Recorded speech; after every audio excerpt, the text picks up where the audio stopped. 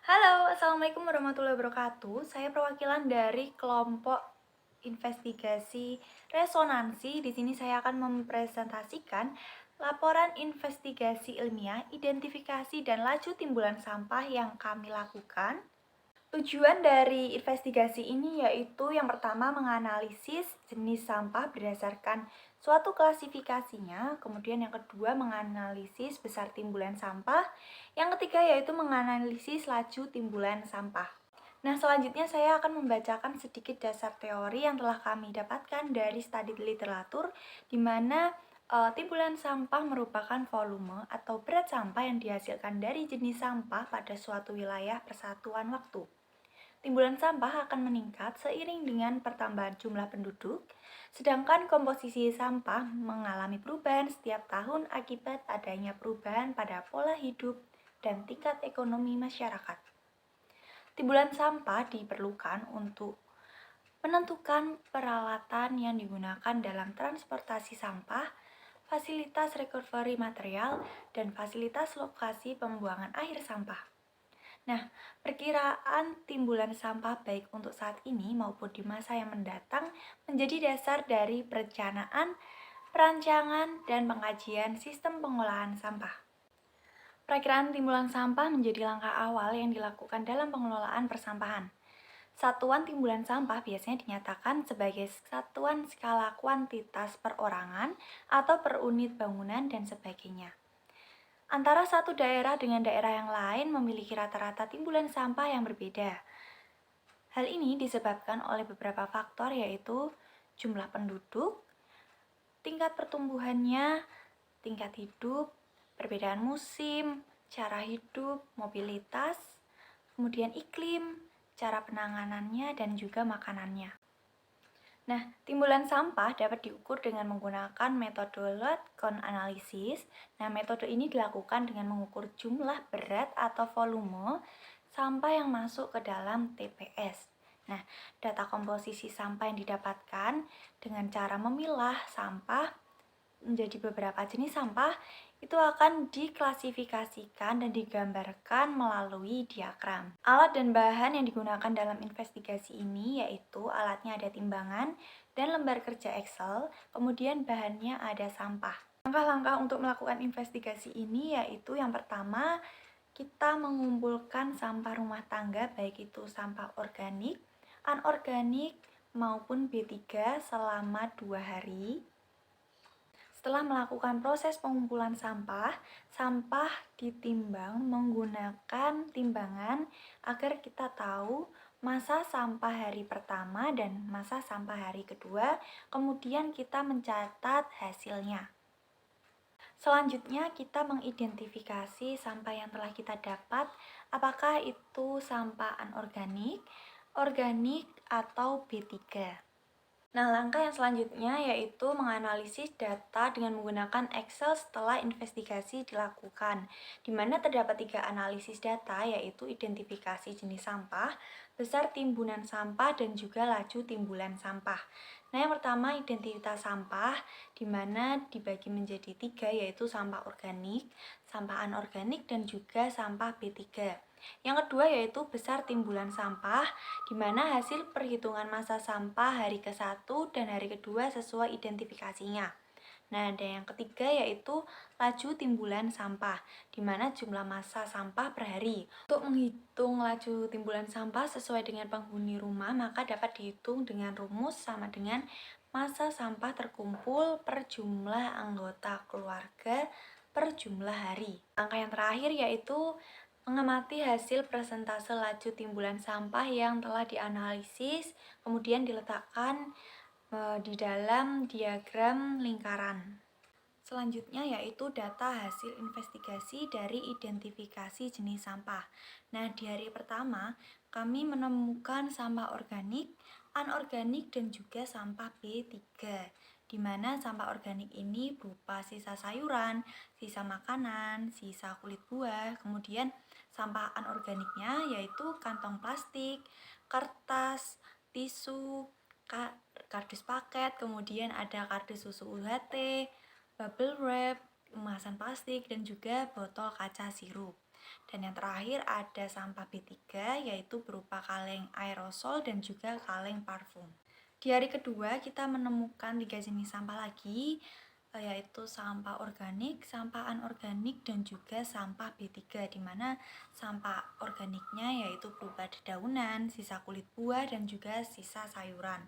Nah, kemudian sampah anorganiknya yaitu berupa kertas, koran, kantong plastik, kemasan plastik, tisu, masker, kardus paket, bubble wrap, botol plastik, dan juga kain. Dan sampah B3-nya yang kami temukan yaitu ada baterai bekas dan juga kaleng baygon. Data hasil investigasi selanjutnya yaitu data besar timbulan sampah, di mana pada hari pertama ini jenis sampah organik yang kami dapatkan memiliki massa 0,39 kg dengan persentase 29,32%. Kemudian sampah anorganik memiliki massa 0,75 kg dengan persentase 56,39%, dan yang terakhir yaitu sampah B3 memiliki massa 0,19 kg dengan persentase 14,29%. Sehingga total massa yang kami dapatkan pada hari pertama, kami mendapatkan sampah dengan massa 1,33 kg. Kemudian pada hari kedua, kami mendapatkan sampah organik dengan massa 0,47 kg dengan persentase 34,81%, dan sampah anorganik dengan massa 0,66 kg dengan persentase 48,89%, dan sampah B3 dengan massa 0,22 kg dengan persentase 16,30%. Sehingga total massa yang kami dapatkan pada hari kedua yaitu 1,35 kg. Nah, jadi untuk secara keseluruhan dari sampah pada hari pertama dan juga hari kedua memiliki total massa sampah selama 2 hari yaitu 2,68 kg. Nah, setelah itu kami melakukan analisis data timbulan sampah dalam 2 hari menggunakan data yang telah kita dapatkan tadi, dan ketahui jenis sampah organik yang kami dapatkan memiliki massa 0,86 kg dengan persentase 32,09%, dengan laju timbulan sampah 0,43 kg per hari.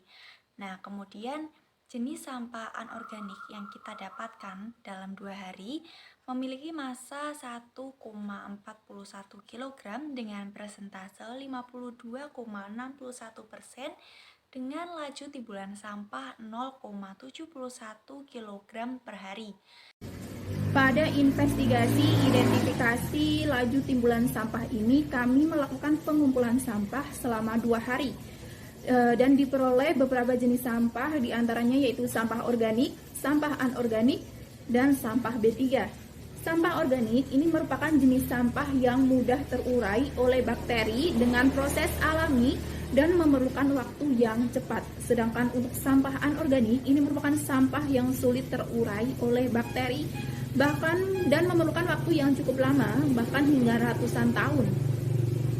Dan untuk sampah B3 sendiri ini merupakan sampah yang mengandung bahan berbahaya atau beracun. Pada hari pertama pengumpulan sampah ini, kita memperoleh sampah organik berupa sisa makanan, sisa sayuran, dan sisa kulit buah. Kemudian untuk sampah anorganik ini berupa kantong plastik, kertas, tisu, kardus paket, kardus UHT, bubble wrap, kemasan plastik, dan kaleng minuman. Kemudian untuk sampah B3 ini berupa kaleng aerosol dan botol parfum.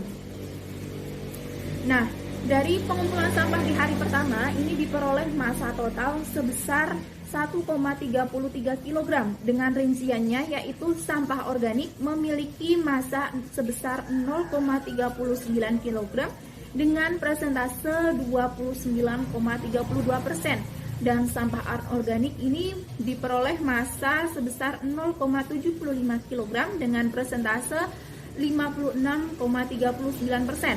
Dan yang terakhir yaitu sampah B3 ini diperoleh massa sebesar 0,19 kg dengan persentase 14,29%. Dilanjutkan pada hari kedua, ini kita memperoleh sampah dengan massa total sebesar 1,35 kg dengan rinciannya yaitu sampah organik yang berupa dedaunan, sisa sayuran, dan sisa kulit buah. Ini memiliki massa sebesar 0,47 kg dengan persentase 34,81%. Dan untuk sampah anorganik ini berupa kertas, koran, kantong plastik, kemasan plastik, tisu, masker, kardus paket, bubble wrap, botol plastik, dan kain.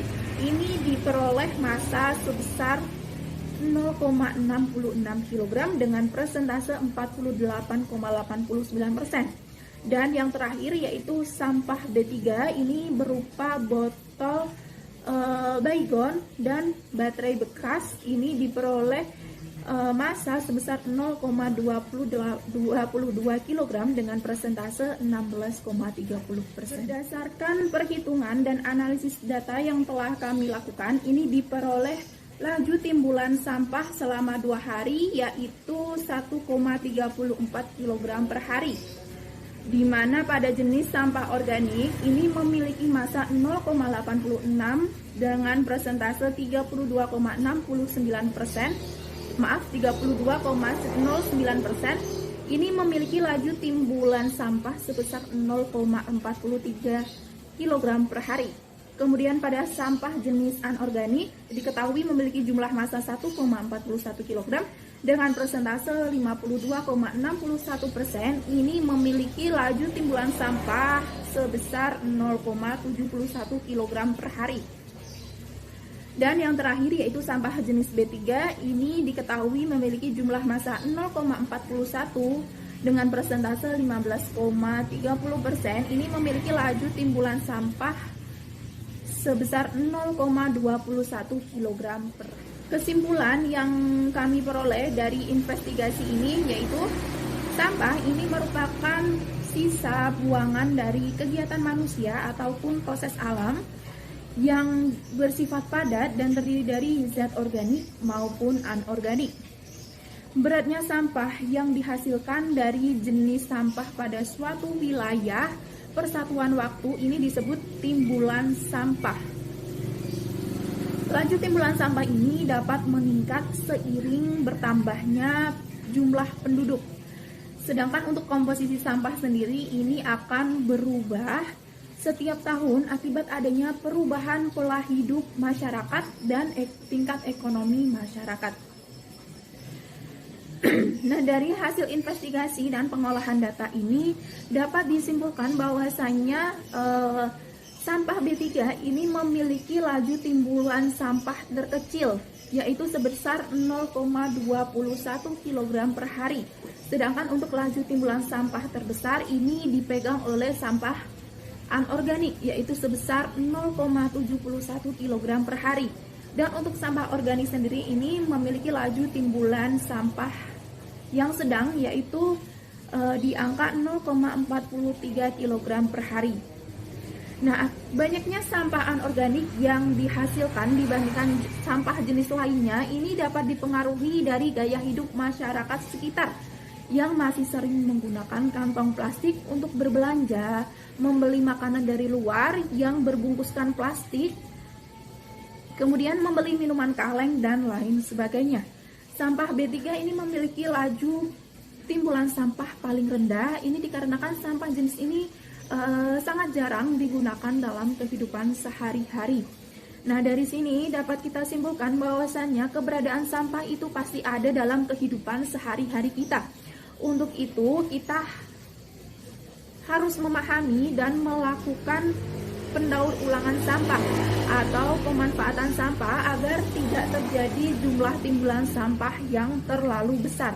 Dapat dilakukan dengan mengadakan program pengomposan untuk sampah organik dan pendaur ulangan untuk sampah-sampah anorganik. Dan yang terakhir yaitu sampah B3 yang kami dapatkan dalam 2 hari memiliki massa 0,41 kg dengan persentase 15,30% dan laju timbulan sampah 0,21 kg per hari. Maka dari itu, laju timbulan sampah total dari timbulan sampah yang kami hasilkan dalam 2 hari yaitu 1,34 kg per hari.